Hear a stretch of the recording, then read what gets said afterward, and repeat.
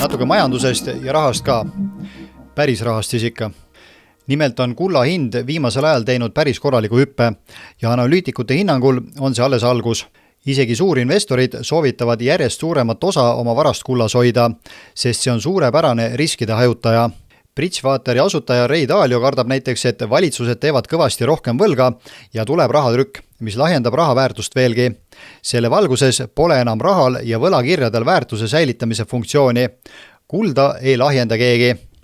Ja täpselt nii ongi. Tegelikult ei tõuse ju kulla ega teiste kaupade hind, vaid hoopis raha väärtus langeb ja selle ostujõud kahaneb, sest seda katteta digitaalset ollust luuakse aina juurde. Ühes mõne aasta taguses 3 doki osas koroonakriisi nähtamatud ohvrid tõi Tallinna börsi esimees Kaarel Ots selle probleemi kenasti välja. Aga ma usun jah, et kui sellist ülereageerimist poleks olnud, siis ei oleks olnud mingit tarvidust sellise sisuliselt püstloodis kasvava võla järele. See on Euroopa Keskpank bilanss. ECB on siis Euroopa Keskpank ja see on siis alates 2008. aasta, siin oli siis Lehman Brothers finantskriis. Ja siin me näeme, need on siis miljardid. Et 2 triljonit oli see maht kuskil 2008, kui võideldi selle kriisiga. Enne koroonakriisi oli see bilansi maht kuskil alla 5 triljoni. Ja vaadake nüüd, mis on juhtunud siis 2 aastaga. Ehk et see on siis aastas üle triljoni. Uut digitaalset raha on siis pumbatud süsteemi. Et kunagi maailma ajaloos me ei ole näinud nii palju uut raha paisatakse siis majandusse.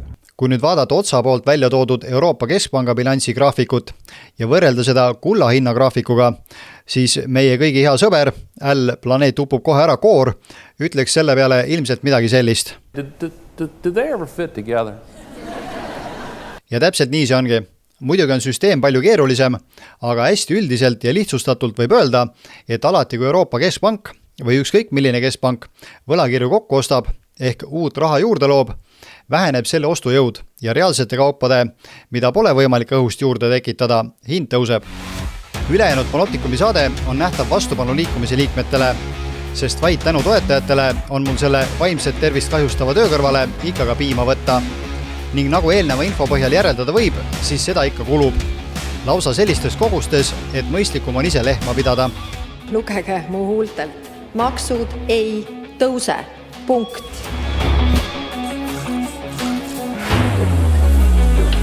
Nii et kui soovite vaadata täispikka Panoptikumi ja ka mammule meelehead valmistada, siis liituge vastupanu liikumisega.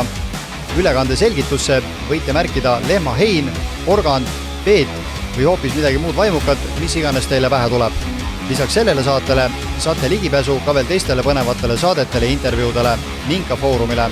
Samuti on vastupanu liikumise lehel avatud virtuaalne koosolekuruum, kus kord kuus kohtume, et teile huvi pakkuvatel teemadel vestelda. Igal juhul oleme meie mammuga teile toetuse eest ülitänulikud. Kindlasti ka jagage seda videot ja nautige saadet.